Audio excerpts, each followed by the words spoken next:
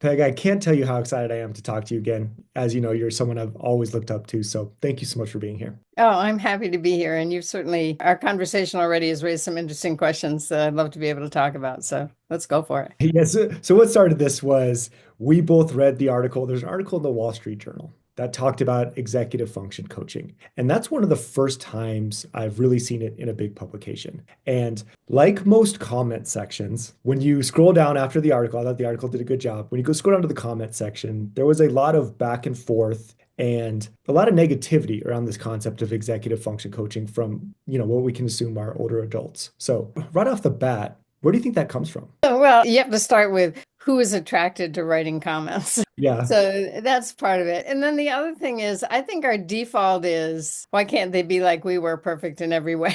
And that song comes back to me all the time. We assume that whatever our beliefs are or the way we were raised was the right way to do it. And so anything that's new or different out there, I think, leads people to criticize. And, now that I think about it, I think one of the central tensions in our society is this whole idea of pulling yourself up by your bootstraps or creating a community of support. And a lot of those people should be able to just do it on their own, I think comes out. And especially, I mean, to be honest, readers of the Wall Street Journal would be more likely to have that reaction probably than the population at large. No, I think that's fair. And I'm always battling this mentality of everybody makes it by themselves. Because I can't tell you how many defensive teenagers who truly believe that. And I'm of the belief where the most successful people I know have a lot of people who go out of their way for them. And so there's a huge mental shift that I know I'm constantly battling, but I think you're right about the comment section. I think a certain type of person who has time to really read that and dive into a lot of comments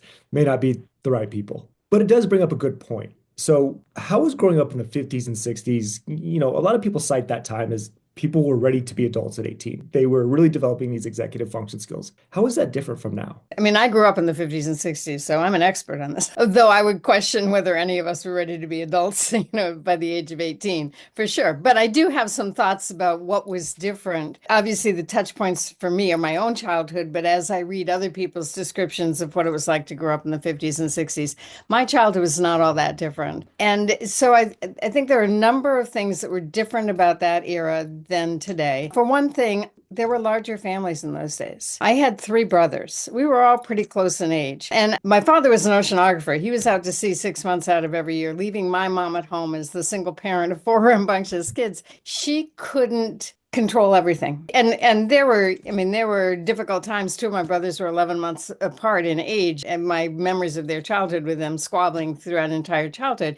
But when you have larger families, first of all, parents can't do everything for their kids the way they can today. And second of all, you have to learn to live with your brothers and sisters. And there's a lot of natural learning that goes on that particularly affects executive skill development. So that's one thing. There was also more downtime in those days, less readily available entertainment. We really had to entertain ourselves. We had to use our imagination. We were more likely to go out and play with friends because that was our option in those days. And when we were playing with friends, it was unstructured. It was, imaginary play. I remember friends of ours had a shed out in the back of their yard that was sort of falling apart, but it became a pioneer home and we were playing pioneers. So that kind of thing. And also, when there's less structured time, there's more opportunity for boredom. And there's a lot of research that suggests that we benefit from boredom. We figure out how to get on board. We become more flexible. So executive skills like metacognition and flexibility develop with that. We had more freedom to explore our own neighborhood and community, which, in today's age, people are fearful of letting kids do this. My son sent me a really nice graphic a few years ago, which showed four generations of a family in the UK and how much freedom they had. I mean, I'll just refer to it here. The great grandfather, whose name was George, he was 8 years old in 1919. He was allowed to walk 6 miles to go fishing. His son, Jack, who was 8 in 1950, so that would be I was born in 1949, so that's somewhat comparable. This sounds like my childhood. He was able to walk 1 mile to be on his own in the woods. And that's what I remember, just going off to the woods down the street from my house and spending a couple hours there by myself in the afternoon. So that was 1950. His daughter, who was 8 in 1979, she was allowed to walk to the swimming pool alone, half a mile away. And her son, who's 8 now, only allowed to walk on his own to the end of the street, 300 yards. So think how learning is constricted when you're confined to 300 yards as opposed to 6 miles. A couple of other things. I think, and I may be wrong about this, I think there was a greater expectations that kids would do chores and help out around the house in the 50s and 60s. I mean, just throughout my clinical career, which spanned like 40 years, the first stages of interviewing parents, I would say to them things like, so what kind of chores does your child have to do? And by the end, I was saying, are there any chores your child has to do? Because that's how it changed. And more informal caregivers. I mean, there was a natural social networking. Other adults in the neighborhood kept an eye on you. I mean, that really was true. We sort of looked out for each other in a way that, everybody, and that happened more because there were more stay-at-home moms in those days. So that was sort of built in. There were probably more multi-generational families, although that may be changing, with grandparents sort of keeping an eye on things as well. On the other hand, I mean, just to not to paint too rosy a picture, there was certainly less understanding of and tolerance for learning differences. So I think kids with learning challenges were worse off. And my older brother, who, as an adult, I diagnosed him with ADHD, but he was in fifth grade, he was thrown in a special ed class because of his behavior problems.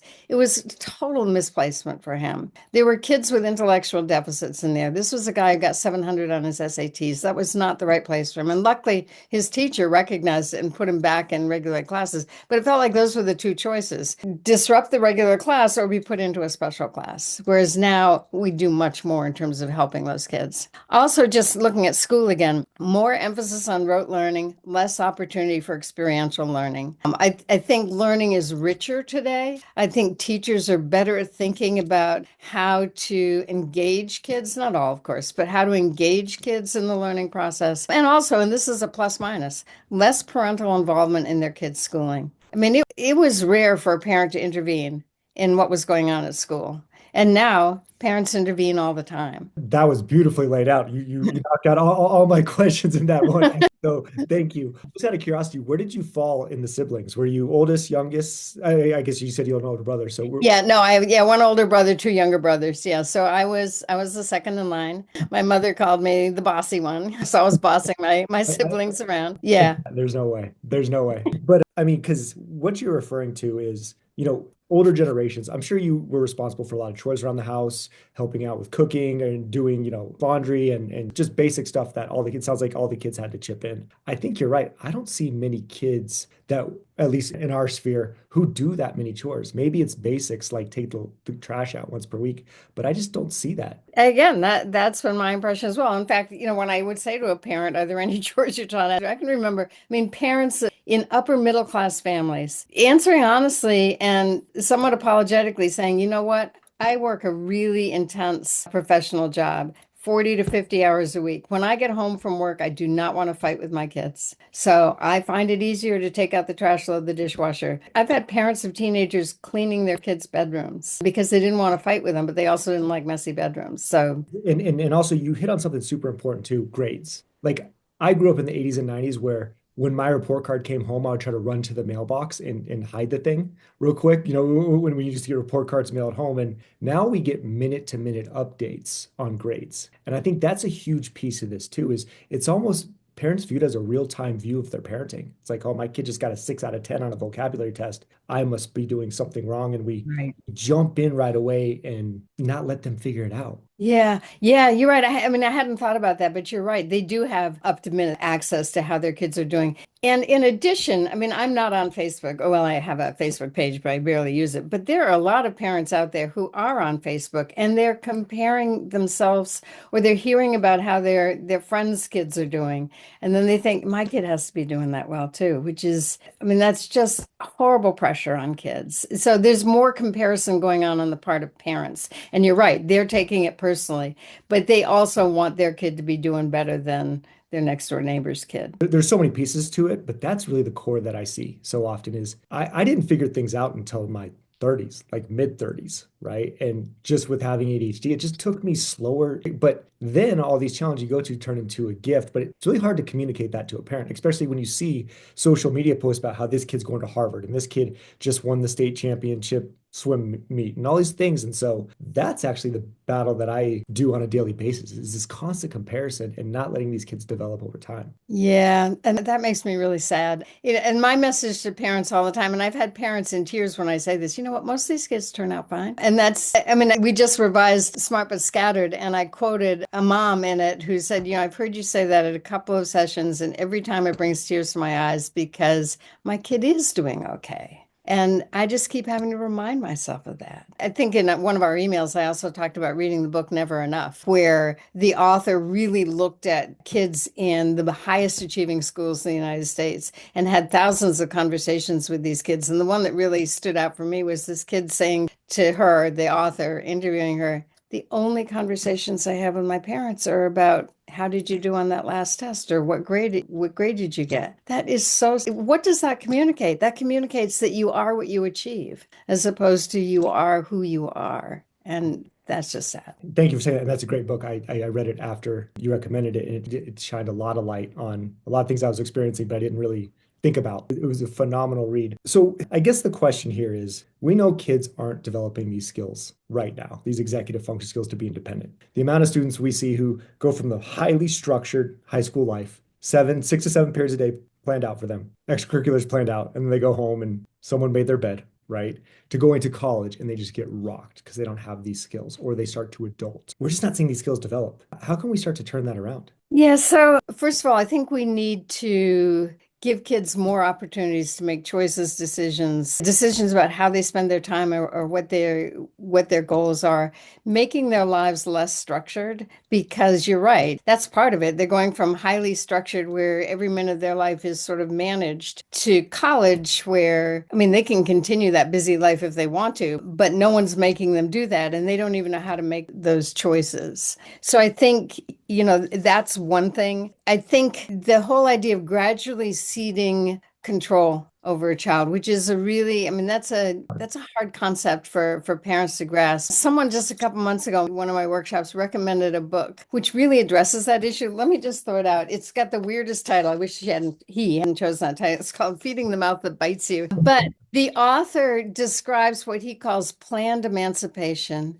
And it's taking the various domains of a kid's life and gradually giving them control over that. I mean, he actually has it in his, what's wonderful. I mean, it's the book I would have wanted when my kids were that age, because he says, okay, start with the bedroom. You can give them control over the bedroom. Choice of music you listen to being the second one. I mean, he goes, and the last one being using judgment and deciding when to come home at night. But he has guidelines for each of those. He says, you're not totally ceding control. You're saying, here are the ground rules. You can take care of your own bedroom as long as it's not attracting rodents, something like that. He's got some good humor about that. You can choose what you want to wear, but I'm going to intervene if I think, what you're wearing is provocative or whatever. But that whole, and he has guidelines for, you can start doing this around age 11, 12. I think for parents who might be thinking, yeah, I'd like to let my kid have a little more responsibility, but I haven't a clue how to do that. This is really a guideline for that I think is really helpful. And he makes a point, I mean, just to read one quote from the book. He says, for adolescents to be ready for life after high school, they need at least some period of time exercising their own judgment in all aspects of their life while they are at home with their parents. So they need to experiment with that where the guardrails are still on, because parents aren't going to follow their kids to college and the guardrails come off then. Yeah, and what a great place to fail in when you're at home versus when you're at Right, college. Working with a right. lot of college freshmen, there's a bunch of things they struggle with, but three that come to mind is when they do have to cook, that's so hard. Like I was talking to a young man the other day and he's like, I think there's something wrong with his hamburger. It was frozen and he put it on the pan. And I was like, I think we need some new hamburger. But so that's cooking, laundry, just they can't figure it out. So starting that whenever in high school, but figuring that out. And then what we've seen recently is they really struggle with stamina because they're not used to doing things like laundry or cooking. So they pour all this mental energy into it. And then they feel like they have no space to take care of self-care and study and cook. And Mhm. their life gets really small and they start to get overwhelmed. So like letting them fail with cooking, cleaning, whatever that is around the house, getting back on time. Like if they miss curfew, they miss curfew, right? They should have those consequences, but what a great Right. Which I think is another sort of general piece of advice is allow for natural consequences so kids can learn from their mistakes. Now, obviously, within, again, consequence. reasonable, and there's another great book, The Self-Driven Child. I don't know if you're familiar with that, but they make that point that you lay out the options for kids. I mean, certainly safety, health, those kinds of things are sort of off limits for letting kids make up their own mind. But if a kid is debating whether to do option A or option B, you lay out, so what are the pluses for option A? What are the minuses? Same for B. And then my favorite chapter in that book is called It's Your Call. Now you lay them all out and then say, it's your call, which is probably one of the hardest things, any parent, could ever do. But that's how you learn from mistakes. If we totally take away the opportunity to make mistakes, then how are kids ever going to learn? So, And all this, I want to tie it back into these are what develop executive function skills, especially with people with ADHD. It's safe failure learning. And that's how we learn how to reach our goals, right? And so ooh, I got to write that down. I, I, People keep I asking me, is it okay for kids to experience failure? And I say, well, failure does come with a whole set of side effects, which no parent wants, but I like the safe failure. That's a really good expression for that. well, thank you. This gets into building confidence. So I have two more quick questions for you. But one is the most common question I get from parents is how can I help my kid build confidence? Or how do I raise a confident child? How would you respond to that? So, one is giving them the opportunity to solve problems rather than jumping in with a solution, because that's what we tend to do without even thinking. We know the perfect answer for that. You have to indulge me for a minute because there was an article from The Atlantic a couple months ago, which talked about making a case for the lighthouse parent, it was an expression they introduced where they say a lighthouse parent stands as a steady, reliable guide, providing safety and clarity without controlling every aspect of their child's journey. And contrast that with helicopter parents or snowplow parents, right? I But they like give that this term. one example, which I could identify with, and I think we all could. A child comes home feeling overwhelmed by school and frustrated that she's doing all of the work for a big group project that is due next week. The overfunctioning parent is ready with an array of next steps. Why don't you assign the other group members what they each have to do? You should put your name next to all the parts you did so the teacher gives you credit. I'm going to email the teacher so she knows you're doing all the work. And they say, that inadvertently communicates to the child what's needed is parental involvement. Sometimes what a child needs is simply to be acknowledged. Wow, that sounds like a lot. I can tell you're working really hard. Do you have any ideas about what you want to do? We just don't think about that those should be the first things we think of, and holding back from giving kids solutions as much as possible. You're dead on. It's so hard. And as an adult with ADHD, looking back at my real life, looking back at my life, the only time I developed real confidence was when I failed and I had to figure it out. And I knew I had that safety net, right? I knew I had people around me who loved me and cared about me, but I had to figure it out. And I wish there was another way to develop real confidence, not this fake confidence, right? But Right. just doing hard things on repeat and struggling through it. And I wish there was a better way. I just don't know one. No, I don't think there is. In fact, I love that. I mean, heard teachers say this to kids, and I've suggested to teachers all, I can do hard things. Just making that the mantra, I can do hard things. Another piece of advice was some woman in France was writing about her parenting style, which raised a lot of interest. Came out in a magazine article a couple of years ago, but she said, I never do for my kids anything they could do for themselves. So that, you see a kid sitting on the couch, Mom, can you bring me a snack? No, that's something they could do for themselves. And it will change the way you parent if you think, oh, I can do that, but could they do that? If they could, then they should. And also, I think the other thing is that as parents, we just naturally think we want our kids to be happy. And that's sort of the first line that we're always falling back on. I'm thinking, can we replace the word happy with resilient? I want my kid to be resilient because that's going to change the way you respond in a given moment. That's awesome. And obviously I have these conversations. I think about this stuff a lot and I still struggle with it. Like I'll watch, I have a 6-year-old and I'll watch her not now, but a few years ago, like struggling to like zip up her coat. And just every bone in my body wants to jump in. And I just have like, because you love these children too much Yeah. to let them figure it Yeah. out. I mess up sometimes and I still have these conversations all the time. So Yeah. there's a lot of grace out there to parents as well. Like, Yeah. Part of the issue there is it's a moving target. I mean, when you want to jump in it for the 2-year-old, you don't do that same jumping in when they're 3, but you don't know where the limit. I remember my younger son lives in Japan, and his son started at an international school when he was 2.5. And here are a couple of, I mean, there are cultural differences here. I mean, here's one. The school told Isaac and his wife, okay, it's okay for you to bring Kenshi to school for the first day, but after that, he needs to take the school bus. A Interesting. 2.5-year-old. I mean, it was a little school bus just for that school, but nonetheless. But Isaac said when they went in for their first parent-teacher conference in November, Kenshi had just turned 3. And the teachers were giving them feedback. And they said, Kenshi's really good at dressing himself. And my son looked at his wife and they both said, wait, Kenshi can dress himself? I didn't Yeah. even know that because they were continuing to dress him. So that's what I mean about it's a moving target, which again makes it hard. When do you jump in? It, Yeah. it's so hard. And a lot of the people who complain about these kids aren't developing executive function skills, I think we forget sometimes we created this, right? Like we're the ones who need to pull back. Yeah, yeah. Years ago, I did a workshop for a private school in LA, which is right next. The parents of that school, many of them worked in the entertainment industry, so it was a pretty elite kind of school. And I remember after the first year, they said, "Oh, you need to come back and talk to our parents. They really need to hear this message." So they brought me back a year later, and one of the parents picked me up at my hotel and brought me to the school, and she said, well, you'll see when you get there because we're doing this fundraiser for the school. And the fundraiser was like a carnival. I mean, it was like all different games that kids could play where they'd pay for the game. I mean, it was the most elaborate thing, very professional signs as we drove into the parking lot.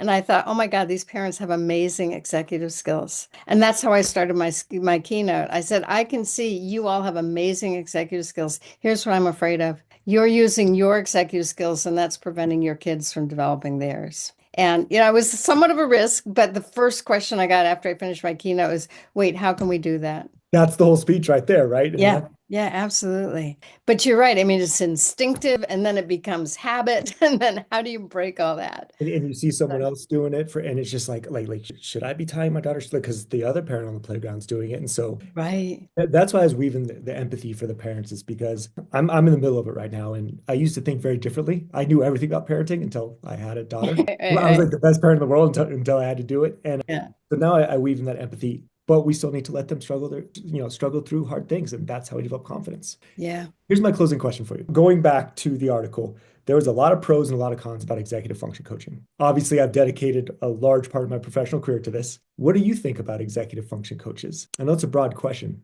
but what do you think? I'm in favor of them. I mean, I think, again, I train coaches. So, but there's good executive function coaching and there's poor executive function coaching. And too often, it's the same thing with those parents. It's executive function coaches using their executive skills to get a kid through a class or through a semester or through a year. And it really takes a little more effort to pull back and say, okay, I can break this project down into multiple steps and he can finish each step by the deadline. But it's another thing to say, okay, what are your thoughts about making a plan for doing this long-term project? And so it's too easy for coaches, unless, again, they have to do that same sort of deliberate thinking. Is this going to help the kid or is it going to hold them back in terms of gradually giving the kid more control and helping the kid develop the skills of time management, planning, et cetera, without having that done for them? I mean, what are your thoughts? I'm probably the most biased person in the world on the subject, but I've seen the number of lives that our organization and many others have changed. And you hit the nail on the head earlier when it was sink or swim. We just lost a lot of these kids. A lot of our best and brightest, we just lost. And due to many different avenues, whether it was not believing in themselves, substance abuse, or maybe just underemployed, right? And so I think, as you and I've talked about many times, these are just skills. So we're teaching the skills. And you are exactly right that we often want to jump in too much, especially when a kid is really struggling. But what I worry about more than anything is the people I know with ADHD or dyslexia or whoever who haven't made it or haven't lived up to what they wanted to, what their goals were. It's because they didn't have these skills. It is very common for a high schooler to tell me they never need to use Google Calendar, and I show them how to use it anyways. And then when they're independent, they have that skill. Whether they're resisting me or not, they at least have it. And that's what I get worried about. And that's why I'm so in favor of it, is because we're just giving the kids the skills for when they want to use them. Yeah. Yeah. And that's a really good way of thinking about it too. Yeah. And I think good teachers do that as well. They say, so here's a way to study for a test, or here's a way to keep your notebook organized, or whatever.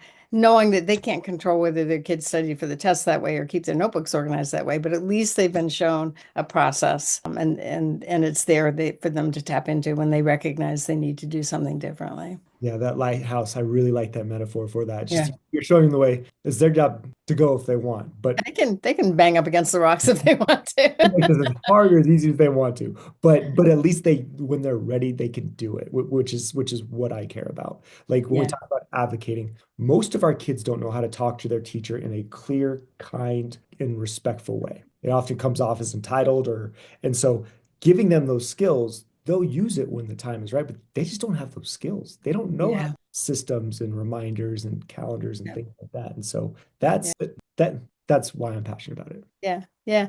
The other piece that executive skills coaching does, and what you just said now made me think of this, is it gives kids a genuine relationship. Coaching starts with a relationship. And when that relationship is established, then the coach can point out things to the kid, which, a teacher might not be able to, a parent won't be able to. And so they're much more of an unbiased observer. And kids need those relationships too. I've had some amazing mentors in my life, and every person I've talked to who's felt fulfilled by their life, their career, whatever, they all mention these mentors, these coaches, whoever. And so it's just such a key component because we miss so many things, especially when with my ADHD, I move really fast. And so I miss a lot of the things. And I struggled with that metacognition, that self-reflection. And a coach really helped me with that. Yeah, yeah. When does the revised version of Smart but Scattered come out? It's already out. Yeah, it just came out. So you can get it at Amazon, or actually if you go to my website, there's a discount code there. So smartbutscatteredkids.com. You can get it through my publisher at a 20% discount.